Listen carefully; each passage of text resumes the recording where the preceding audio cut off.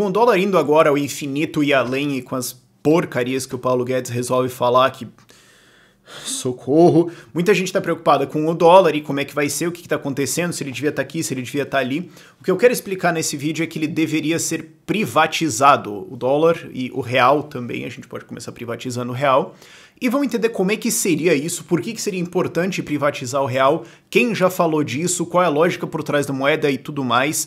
Vai ter várias recomendações de leitura para você na descrição, eu estou basicamente te dando uma aula de economia em o que eu espero que seja menos de 20 minutos, mas está tudo colocado em maiores detalhes nas recomendações da leitura ali na descrição. E na descrição do vídeo também vão ter os links por Lideranças Radicais. Lideranças Radicais é o nosso curso do Ideias Radicais de liderança, que é para aumentar a sua efetividade em basicamente qualquer coisa que você quer fazer. Só procura o que é liderança.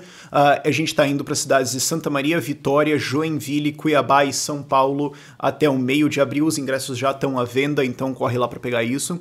Mas vamos voltar para a privatização do real aqui. Primeiro de tudo, isso nem sequer é uma ideia realmente nova, ok? O Bitcoin basicamente é isso, é a tentativa de você fazer dinheiro privado e tá dando muito bem. O Hayek defendeu isso, o Hayek que é prêmio Nobel de Economia, se você liga para esses prêmios, defendeu isso num livro chamado A Desestatização do Dinheiro de 1970 e alguma coisa. E 100 anos antes disso, o Lysander Spooner defendeu isso num livro que hoje está publicado como 2 tratados de economia e moeda ou alguma coisa assim, em 1876 ou algum ano. E é uma história super legal de como eles foram cavar o livro, porque ele foi publicado como pedaços em jornais de um jornal que existiu por 2 anos e tiveram que revirar a biblioteca para achar o livro e tudo mais. Mas não é uma ideia nova, ok? Vamos dar um passinho de cada vez. Antes de você entender o problema da privatização do dinheiro, vamos entender só que você não precisa que o país tenha o seu dinheiro, cada um deles tem o seu. É só que a gente olha isso ao redor, vê isso acontecendo e pensa, bom, é assim que as coisas são, mas vários países não fazem isso. Panamá, El Salvador e o Equador usam o dólar, mesmo que eles não estejam nem de nenhuma forma envolvidos na criação do dólar, e Montenegro e Kosovo usam o euro, muito embora eles não estejam em basicamente nenhuma estrutura da União Europeia. Então, o que é a eurização, né? Os outros países é a dolarização. E algumas economias já se dolarizaram por alguns períodos, então você pode puramente adotar a moeda de outro país. O problema é que você ainda está com uma moeda estatal, é só que você está adotando a moeda de um país menos maluco que o seu, o que é uma vantagem, mas ainda assim tem certos problemas. Mas por que um país ia insistir em ter o seu próprio dinheiro? Porque às vezes as pessoas acham que sempre foi assim, mas não é bem por aí. Como eu falei, o que eu estou explicando aqui é basicamente uma aula de economia e tem várias citações, vários livros para você entender lá na descrição, mas o ponto geral é que você precisa entender o que dinheiro é em primeiro lugar. E dinheiro é um item, é uma coisa como qualquer outra, é só que ele tem uma propriedade, que é a dinheirice dele, como o Hayek falava, provavelmente tem uma tradução melhor para esse termo, mas ele usava moneyness.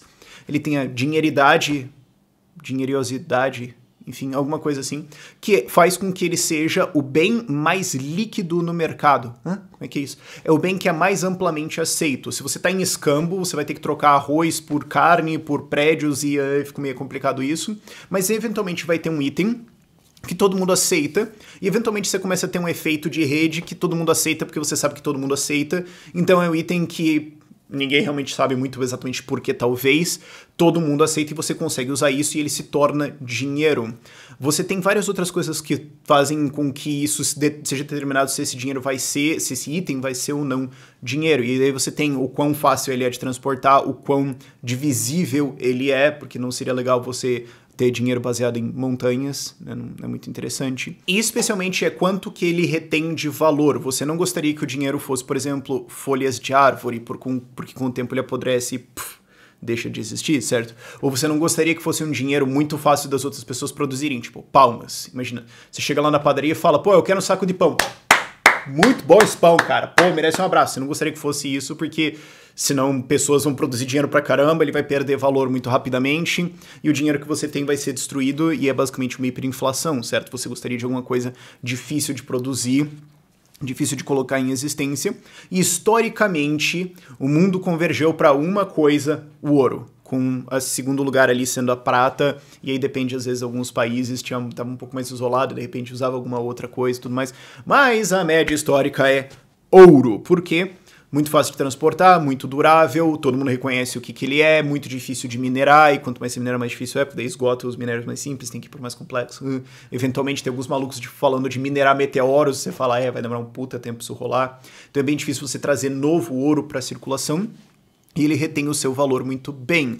Inclusive, por boa parte do tempo, as moedas dos países eram um padrão ouro. O que é isso? Ele emite um papelzinho, que é o dinheiro do país dele, libra esterlina britânica, por exemplo. Mas esse papelzinho nada mais é do que um certificado de depósito que permite que você chegue em algum banco do estado, ou algum banco privado, alguma coisa assim, e fale, bom, me dá esse valor aqui em ouro. Ele só tem valor porque eu posso trocar por ouro. Se o outro cara não tem ouro para me vender isso, eu sei que ele não tem, então eu sei que o papelzinho dele é só um papelzinho que não vale porcaria nenhuma, eu não aceito ele. Então o papel só tinha valor na medida em que quem emitia ele tinha ouro. E aí o que acontece? Se um país começa a imprimir moeda demais, ele tem mais moeda do que ele tem ouro, eventualmente as pessoas começam a perceber isso e sacam ouro, o país fica sem ouro, todo mundo que tem moeda, sendo que o país não tem ouro, basicamente não tem nada, e o país quebra. Isso aconteceu várias vezes na história. E é exatamente por isso que países começaram a abandonar o padrão ouro. No começo isso era meio difícil, porque como todos estão no padrão ouro, se um sai, você fica meio que aquele cara maluco que encheu a cara na festa às 5 horas da tarde, todo mundo tá pensando, o que você tá fazendo da sua vida? Mas eventualmente você tem eventos mundiais que forçam governos a gastar muito dinheiro, como a Primeira Guerra Mundial, e daí todos eles saem do padrão ouro, e daí quando volta tem alguns problemas e tudo mais. E isso deu na crise de 1929, é uma longa história. Não, ela não foi um fenômeno de mercado. Teve a ver com os Estados Unidos imprimindo dinheiro para salvar o padrão ouro britânico, porque os dois presidentes dos bancos centrais eram amigos e tem o Banco Morgan no meio dessa história.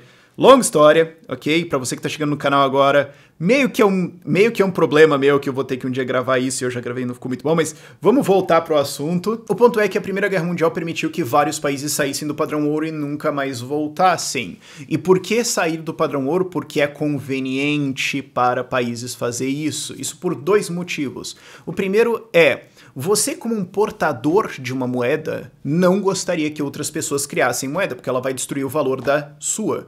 Você vai ser basicamente taxado para essa outra pessoa ganhar dinheiro. Já explico como. Mas se você é um país, ou se você pode criar dinheiro, você adoraria criar dinheiro, porque daí você pode não trabalhar nada, não fazer rigorosamente porcaria nenhuma, criar dinheiro, obrigar os outros, via força de Estado e ameaça de morte, a aceitar o seu dinheiro, e daí você pode ficar rico com absolutamente nenhum trabalho. E é o que estados gostam de fazer. Quando você cria dinheiro, o que acontece é o seguinte, não é que todo mundo descobre ao mesmo tempo que esse dinheiro novo foi criado, isso não acontece. O que acontece é, digamos, você tem uma economia com uma quantidade de dinheiro rodando lá, e o Banco Central de um país fala, vou criar uma grana aqui, precisa pagar uma grana, precisa pagar umas contas aí, ou só tem um amigo aí do presidente que tá querendo fazer umas obras, a gente imprime o dinheiro e empresta pra ele, faz alguma coisa assim. O que acontece? Esse primeiro cara que recebe dinheiro, agora tem mais dinheiro. Ele tem dinheiro que ele não deveria ter antes. Então, o que acontece? Ele chega no mercado e começa a comprar coisas. Pode ser materiais de construção, carros, comida, propriedades, ações, o que for. E o que acontece? Quem tá vendendo fala, bom, eu vendo pra quem paga mais. É o que todo mundo faz na vida, certo? E de repente tem um cara aí que tem dinheiro pra caramba. Bom, então se eu cobrar 5, 6 ou 7, ele paga. Então eu vou cobrar 8. Eu cobro 8 e vendo pra ele. Bom, e agora os outros? Bom, se você quer competir com aquele cara, eu tô vendendo por 8. Antes eu tava vendendo por 5, mas ele compra por 8. Então, se você quiser, você vai ter que comprar 8. Ou você chega pra comprar e eu falo, cara, então, problema, o outro cara lá já comprou tudo e eu não tenho mais o que vender. E agora os outros caras que vendem vão falar, eu tenho e eu vendo pra você, mas o preço tá mais alto. Esse novo dinheiro faz com que preços subam, só que eles não sobem todos ao mesmo tempo, eles fazem aquela ondinha mágica da inflação e da destruição do poder de compra. O que acontece é que o primeiro cara que recebe dinheiro tem mais poder de compra por causa disso. O segundo cara tem mais, mas quem tá ao redor já meio que sacou. Isso vai perculando, passando ao longo da economia como uma ondinha num lago, e o último cara que recebe, ou os últimos, digamos assim, chegam no mercado e falam, bom, então, não tem mais coisas porque toda a galera com dinheiro novo levou, e as coisas que sobraram estão no preço mais alto, eu tenho dinheiro, mas eu não consigo tanto comprar tanta coisa quanto eu comprava antes. Então, como eu falei antes, na prática, esse último recebedor está pagando um imposto para o primeiro. É o que é chamado de imposto inflacionário ou de efeito Cantillon. Curiosamente, lá no século XVI, os escolásticos da Espanha, que você pode dizer que são os economistas pré-austríacos, sacaram isso e o Juan de Mariana popularmente argumentou que, bom, tecnicamente, se o rei emite moeda e tudo mais, desvaloriza a mim e ganha dinheiro com isso, na prática é um imposto em cima de mim, isso é roubo, então isso legalmente me autoriza a cometer regicídio, e tipo, matar o rei, porque isso é roubo. E o Juan de Mariana tecnicamente tá certo, todos os impostos são roubo, mas esse especialmente. Ele só que, bom, gente, você não tem autorização pra fazer isso, escuta, você tá excedendo os seus poderes, então eu posso usar o meu direito de legítima defesa. Supostamente o rei mandou prender e matar o cara, e supostamente o Vaticano falou, você pode, se você provar que ele tá errado, e a história rege que o Juan de Mariana nunca foi executado, mas tem uma certa mitologia em cima disso, a gente não sabe realmente se aconteceu, mas a história é divertidinha. O fato é, se você quer financiar guerras, se você quer comprar aliados políticos, se você quer manter uma máquina de Estado gigantesca sem ter que passar impostos porque o pessoal vai ficar puto, é muito conveniente você imprimir moeda, porque daí os preços sobem, e daí volta aquele ditado, a culpa é minha e eu boto onde eu quiser, a culpa é dos empresários, a culpa é dos especuladores, a culpa é dos capitalistas, a culpa é dos americanos, a culpa é sua, ela só não é minha, do governo que imprimir moeda. Isso é exatamente o que está acontecendo agora na Argentina e na Venezuela, em vários outros países do mundo também, mas Argentina e Venezuela são os exemplos mais populares. O governo imprime uma puta grana, destrói a economia e fala, bah, culpa dos capitalistas lá, não tem nada a ver com isso. E também vale o adendo que essa é basicamente a história da moeda e da economia brasileira, que é o motivo também porque a gente teve tantas crises e tanta pobreza e tanta destruição de poder de compra. E um dia eu acho que alguém devia escrever um livro sobre a história da inflação e como isso é a história da destruição das pessoas mais pobres e enriquecimento de quem estava mais perto do governo e mais perto dos bancos, o que gera boa parte da estrutura de poder atual brasileira. Mais devago. O ponto é que para isso funcionar, o Estado não precisa só imprimir moeda e jogá-la em circulação. Ele também precisa ameaçar você de morte se você não usar ela. Então, porque senão você só ia falar, cara, a moeda tá inflacionando, eu vou usar dólar, ou euro, ou libra esterlina, ou bitcoin, enfim. Então ele precisa falar, não, você é obrigado a usar a minha moeda e se você não fizer isso, eu prendo e eu mato. Que é o que todas as leis fazem no fim das contas. Aí um tempo depois inventaram uma teoria, notem, é importante entender a sequência. Não foi inventar uma teoria e depois os estados começaram a criar suas próprias moedas. Não, os estados começaram a criar suas próprias moedas por alto interesse, por destruição do patrimônio das pessoas e por inflação e porque isso é conveniente. E daí inventaram uma desculpinha depois, ok? Não confunda as coisas. Depois inventaram uma teoria de que, na verdade, isso é bom, porque isso evita crises, isso permite que você reduza crises e atue para evitar que o capitalismo se destrua, como se isso fosse uma coisa que acontece no capitalismo. Mas, enfim, a ideia é que, quando tem um crash econômico, o Banco Central pode ir lá e injetar crédito e tentar amaciar os ciclos e tentar reduzir os problemas, porque aí fica bom porque a gente consegue fazer o negócio voltar e tudo mais. Só tem um problema com essa teoria, que é o segundo motivo porque é conveniente para um Estado imprimir moeda. Isso causa o ciclo. Não é porque tem essa teoria de mas isso pode evitar crises ou evitar o problema delas ou reduzir o impacto. Talvez até, mas em primeiro lugar isso causou esse problema. Por quê? Aí você precisa entender uma coisa. Existe uma certa quantidade de crédito na economia a qualquer momento, que é o quanto as pessoas economizam, porque as pessoas vão preferir guardar um pouquinho para depois e o resto consumir agora. Vai ter uma porcentagem média aí, e essa porcentagem vai determinar quantas pessoas economizam, que é quanto crédito existe que está disponível. Esse crédito é um produto, como aço ou minério de ferro ou bananas, e a economia vai ser construída em cima disso. Isso vai gerar uma certa organização econômica. Se o governo vai lá e cria mais crédito e cria moeda jogando isso em crédito, vamos impulsionar a economia, isso faz com que a quantidade de crédito cresça. E aí o que acontece? Pessoas começam a organizar suas empresas como se essa quantidade de crédito fosse natural de um livre mercado. Porque a maior parte delas não sabe. Se elas soubessem, isso não acontecia, mas a maior parte delas não sabe. E o que acontece? As pessoas investem pra caramba, vão lá, pegam esse dinheiro, gastam pra caramba, toma crédito pra caramba, se endivida pra caramba, aquela farra desgraçada, pergunta pra Dilma como é que é. E o que acontece? Conforme isso passa, o dinheiro vai circulando pela economia e ele volta a ser distribuído pelas pessoas mais ou menos da mesma maneira que era distribuído antes. Elas voltam a economizar basicamente na mesma proporção que elas economizam antes. Então a proporção de crédito em relação ao dinheiro em circulação volta a ser a que era antes. Então agora a quantidade de crédito na economia se reduz e todas as empresas que estavam sustentadas por esse crédito novo criado pelo Estado quebram. Isso é uma crise, isso é o ciclo econômico. Então você criar crédito é o que faz isso começar. Você depois dizer que, mas isso ajuda a acolchoar a queda. Mas quem que jogou o calango do prédio em primeiro lugar? Você. Então isso não é argumento, meu filho. Agora é importante de entender que é muito conveniente politicamente e economicamente você criar essas bolhas. Só pergunta pra Dilma, é mó legal, você vai lá, cria um BNDES e tal, baixa juro, cria crédito, ó que puta farra, pô legal. Dá dinheiro pro teu desaliado político, compra voto, faz pedalada, a economia dá aquela crescidinha no começo, porque é o que acontece dentro de um ciclo econômico, você fala, tá vendo?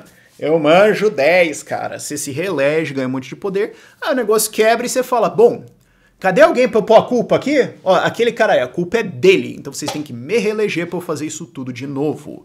Então é politicamente conveniente você poder usar o poder de moeda para criar ciclos econômicos e imprimir moeda e ajudar os seus aliados. O que os países hoje fazem é basicamente uma combinação dos dois. E é aí que você entende a importância de privatizar a moeda, de tirar do Estado o poder de criar moeda, porque daí isso volta para o incentivo de uma moeda privada, uma moeda pura, em condições de livre mercado, que ela tem que reter valor e não ser destruída em valor. O interesse de um Estado, ou mesmo de bancos que podem imprimir moeda se você autorizar eles a fazerem isso, o interesse deles é criar a própria moeda, porque você ganha poder econômico com isso, você ganha poder político com isso, e você também tem a ilusão de crescimento e tudo mais.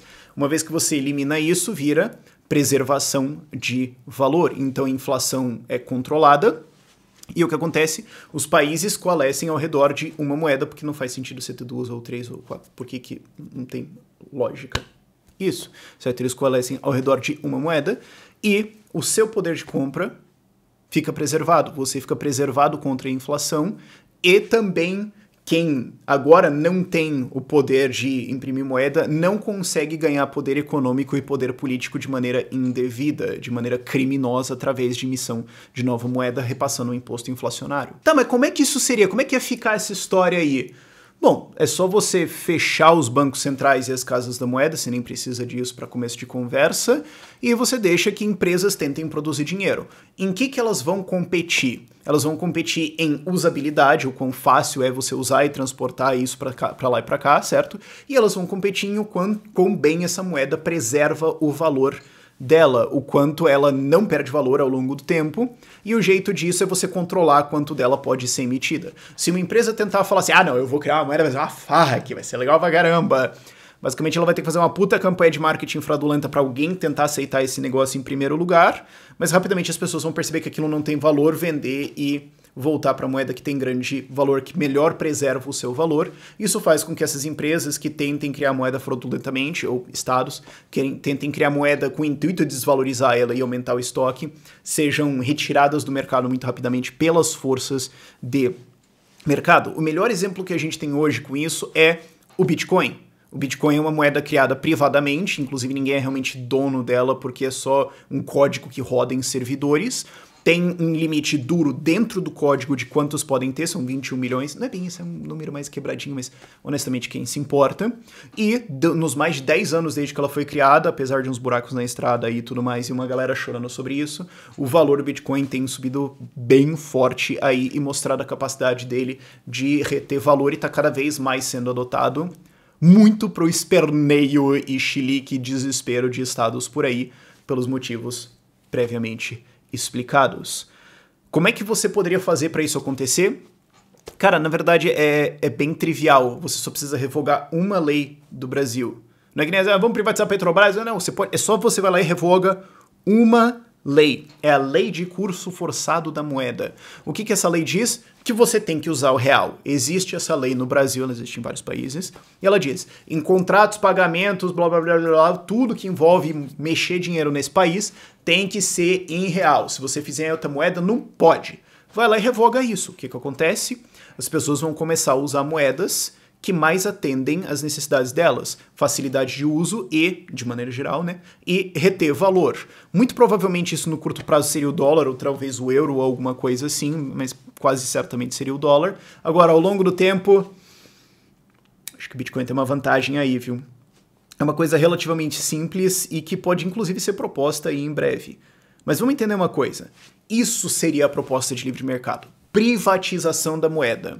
Então, quando alguém fala assim, o capitalismo falhou, você pergunta, tem banco central? Tem curso forçado da moeda? Tem moeda estatal? Tem controle de taxa de juros? Tem controle de câmbio? Tem. Então, não é livre mercado, não é capitalismo, é intervenção estatal. Você fala assim, o capitalismo falhou porque o Banco Central não sei o quê, você está dizendo, o Estado falhou da maneira errada, ok? Você está dizendo da maneira errada que o Estado falhou. Vamos deixar isso bem claro e é bom ver que as pessoas estão aprendendo isso mais. Sugestões de leitura vão estar na descrição, não só o Man Economy and State, mas várias outras coisas. E também lembro vocês de novo, Lideranças Radicais está indo aí, Joinville, Santa Maria, Vitória, Cuiabá e São Paulo, aí até o meio de abril. Os ingressos estão à venda lá na descrição. Por esse vídeo é isso, tchau, tchau. Será que deu 20 minutos? Vamos ver agora.